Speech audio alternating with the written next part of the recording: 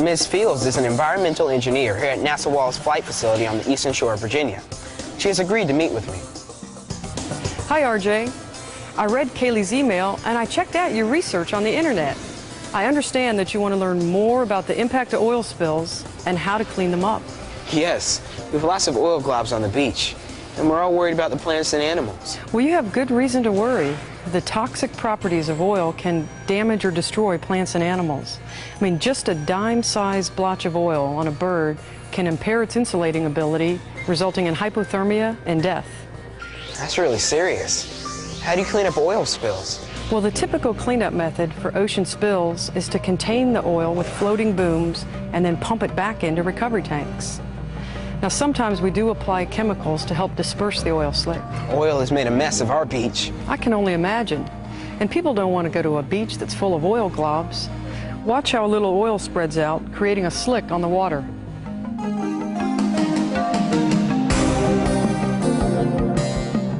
Wow, it really spread out.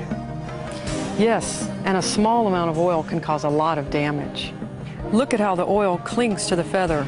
The oil coats the surface of plants and animals, effectively smothering them. Our area depends on tourism, so I'm sure that the oil on the beach is hurting businesses. Who is responsible for cleaning up the oil from a spill? Well, whoever spilled the oil is responsible for getting it cleaned up. Who makes sure they clean up all the oil? Well, in the United States, it's the Environmental Protection Agency or the Coast Guard. We learned about cleaning up oil spills from our NASA Sci-Files Kids Club. But aren't there other ways that could be done? Well, during an oil spill, it's critical to try to clean it up before it reaches land and affects the shoreline. So we need to be able to predict where it's headed. The paper dots simulate our oil slick. The slick moves with the water current, and then it's reversed by the wind and wave action. The waves also act to break up and disperse the slick. So how do you predict where it's headed? Well, we use planes to fly over the oil slick and we map its location. Then we use current weather and ocean forecasts to create a computer model to predict where it is headed to next.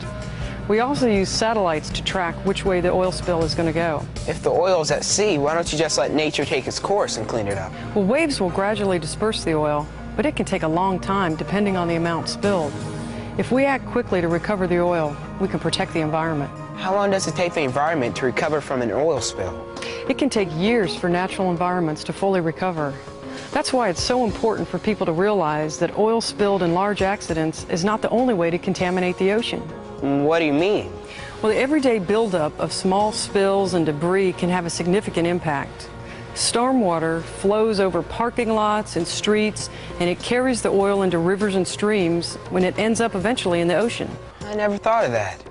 I guess that's why it's so important to recycle after you change the motor oil in your car. Yes, and it's also helpful if there's a buffer zone of vegetation that can trap some of the pollutants. Looks like we have our work cut out for us. The oil that's on the beach is from natural seepage, so I guess each city will have to clean its own beach. I'm sure they'll be looking for some good volunteers. Yes, and I know of 6 volunteers who can help in the beach cleanup. Thanks, Ms. Fields. You're welcome.